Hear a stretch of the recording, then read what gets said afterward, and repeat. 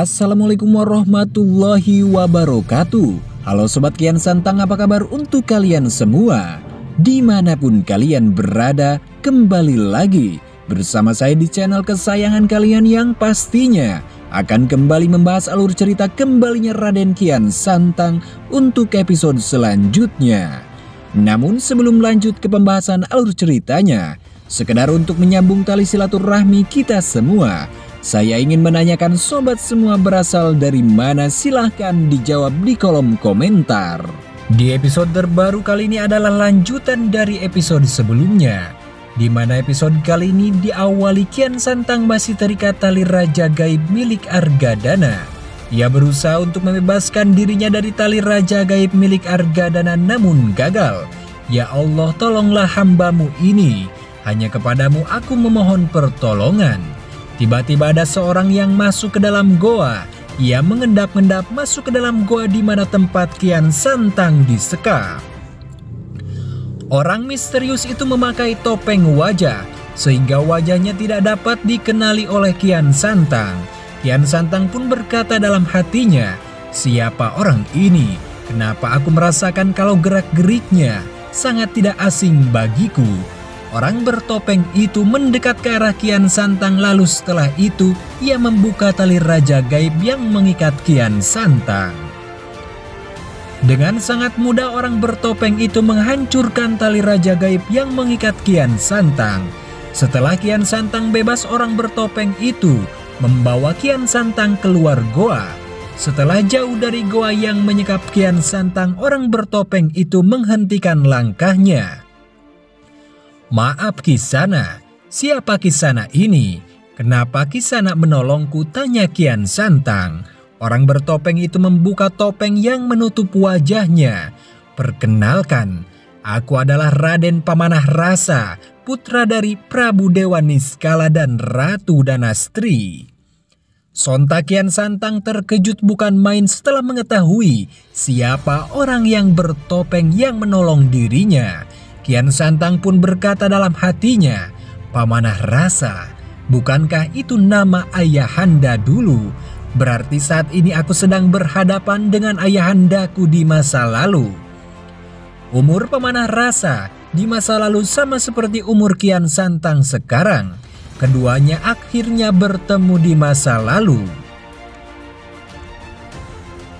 Kemudian di tempat lain di kamar Gagak Ngampar, Walang Sungsang, Surawisesa dan Dewana beristirahat di satu kamar yang sama, yaitu di kamar Gagak Ngampar, karena mereka ingin meningkatkan chemistry dengan Dewana. Ketiga anak Prabu ingin meningkatkan chemistry dengan Dewana karena ini baru pertama kalinya Dewana bercengkrama dengan anak-anak Prabu yang lain. Dewana hanya dekat dengan Kian Santang tapi tidak dengan anak-anak Prabu yang lain. Gagak Ngampar mengajak ketiga adiknya mengobrol bersama. Rai Dewana, panggil Gagak Ngampar. Ya Raka, jawab Dewana dengan nada rendah. Kau tidak perlu ragu dan takut untuk memanggil kami bertiga dengan sebutan Raka. Kita adalah saudara. Aku tahu kau tidak terlalu dekat dengan kami bertiga, maka dari itulah kami ingin kau mengobrol bersama dengan kami agar kau bisa semakin dekat dengan kami. Baiklah Raka, aku mengerti. Gagak Ngampar mengajak ketiga adiknya untuk mempersiapkan strategi perang. Ketiga adiknya duduk di sofa dan memperhatikan dengan seksama saat Gagak Ngampar menjelaskan strategi perang besok. Aku adalah yang tertua di sini, maka dari itu aku lebih berpengalaman dalam suatu pertempuran, terlebih lagi bertempur melawan Raja Iran karena sebelumnya aku pernah melawan Raja Iran. Strategi kali ini berbeda karena Rai Kian Santang tidak ada. Strategi kali ini berbeda karena Rai Kian Santang tidak ikut dalam pertempuran. Raja Iran mengandalkan semua prajuritnya. Seperti yang kalian ketahui, kerajaan Iran mempunyai banyak prajurit tangguh. Dan itu semua menjadi kunci kemenangan dan kekuatan dari Raja Iran. Jikalau kita bisa mengalahkan semua prajuritnya, maka aku yakin Raja Iran tidak akan berdaya. Tapi kita tidak boleh menganggap remeh Raja Iran karena aku yakin dia sudah mempersiapkan strategi khusus dalam pertempuran kali ini. Lalu apa yang harus kita lakukan, Raka? Tanya Surawisesa. Aku akan membagi tugas kepada kalian.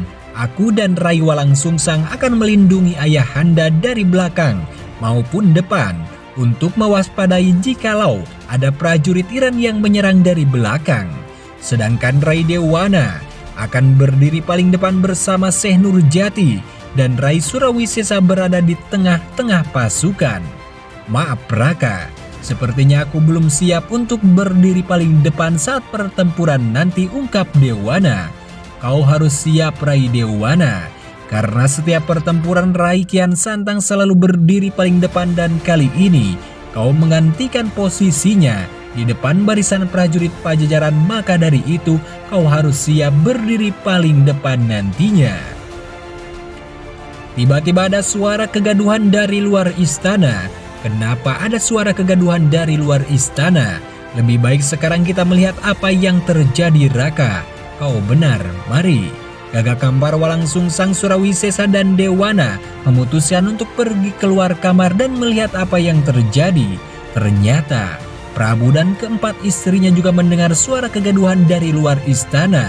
Mereka bersama-sama melihat apa yang terjadi di luar istana. Pintu depan istana dibuka saat Prabu dan keluarganya datang menghampiri prajurit penjaga. Setelah pintu gerbang istana dibuka, terlihat rakyat Pajajaran sedang bergerombol berdiri di depan gerbang pintu istana. Mereka membuat kegaduhan dengan berteriak memanggil nama Prabu. Prabu berusaha menenangkan amarah rakyatnya. Rakyatku, aku mohon tenanglah, redamlah amarah kalian. Bagaimana bisa kami meredam amarah kami, Gusti Prabu? Jikalau Gusti Prabu memilih keputusan yang salah, teriak salah satu rakyat. Di mana letak keputusanku yang salah? Tanya Prabu kepada rakyatnya. Keputusan Gusti Prabu dengan tidak mengikut sertakan Raden Kian Santang dalam pertempuran besar melawan Raja Iran adalah kesalahan besar dan malah memberikan posisi Raden Kian Santang kepada Raden Dewana, jawab salah satu rakyat. Prabu hanya diam saat rakyatnya memberontak karena masalah rehat putranya Kian Santang dari pertempuran. Kenapa Gusti Prabu hanya diam? Apakah Gusti Prabu sudah tidak mempercayai kemampuan Raden Kian Santang lagi dan lebih memilih menggantikan posisinya kepada Raden Dewana? Kalian salah. Aku sangat mempercayai penuh kemampuan putraku Kian Santang. Tapi yang perlu kalian ketahui sekarang, putraku Kian Santang sedang rehat dengan mengembara. Ia memutuskan untuk tidak ikut dalam pertempuran kali ini dan lebih memilih untuk rehat. Tapi tidak bisakah Gusti Prabu menghentikan Raden Kian Santang untuk sementara dari rehatnya karena ini bukanlah pertempuran kecil? Aku tahu, tapi aku tidak bisa menghentikan dirinya untuk rehat karena aku mengerti keadaannya. Apakah kalian tidak berpikir sudah berapa banyak pertempuran yang sudah diikuti oleh putraku Kian Santang? Apakah kalian pernah berpikir seberapa lelah dirinya harus ikut di setiap pertempuran?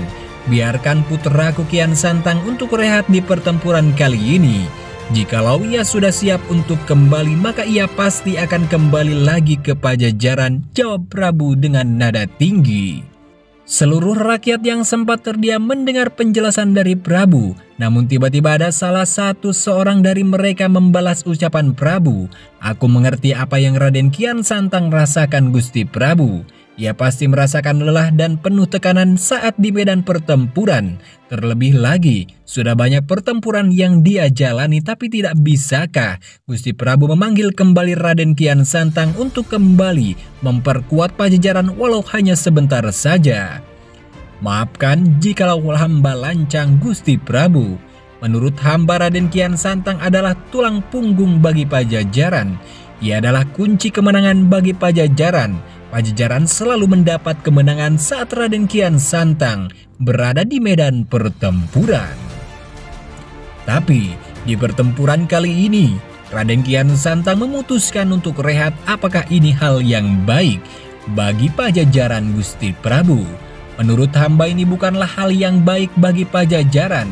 Jikalau Raden Kian Santang tidak ikut memperkuat Pajajaran, maka hamba bisa pastikan Pajajaran bisa takluk di tangan musuh. Terlebih lagi, lawannya adalah Raja Iran. yang sebelumnya pernah menyerbu Pajajaran, tapi untungnya saat itu Raden Kian Santang masih berada di medan pertempuran. Jika tidak, Pajajaran bisa takluk di tangan Raja Iran. Prabu sempat terdiam dan memikirkan kata-kata salah satu seorang rakyat. Pajajaran tidak bisa terus bergantung pada satu orang saja, terlebih lagi kepada Raiku Kian Santang. Jikalau Pajajaran terus bergantung pada Raiku Kian Santang, bagaimana nanti di saat ia sudah menikah dan memutuskan untuk meninggalkan Pajajaran? Saat ini Pajajaran sedang meregenerasi pendekar baru, yaitu Raiku Dewana.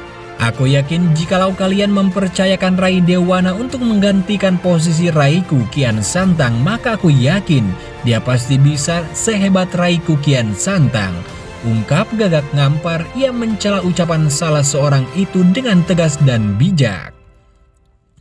Baiklah, kami akan memberikan kepercayaan kami kepada Raden Dewana. Namun ingatlah ini Raden Dewana, jikalau kau gagal membawa kemenangan bagi Pajajaran, maka kami tidak akan segan-segan untuk menggeser posisimu dan mengembalikan posisi Raden Kian Santang seperti semula, jawab orang itu dengan nada tinggi.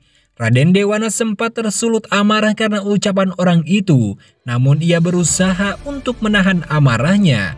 Dewana pun berkata dalam hatinya, "Aku harus bisa menahan amarahku. Lihat saja nanti akan kubuktikan kepada seluruh rakyat Pajajaran. Kalau aku layak menggantikan posisi Kian Santang, akan kubuat mereka malu karena telah meremehkan diriku." Tidak lama setelah itu rakyat Pajajaran bubar dan kembali ke rumah mereka masing-masing. Bagaimana kelanjutan ceritanya kita saksikan di episode selanjutnya. Sekian, terima kasih untuk kalian semua yang sudah menyaksikan video ini. Mohon maaf bila banyak kesalahan. Wassalamualaikum warahmatullahi wabarakatuh. Sampurasun karuhun.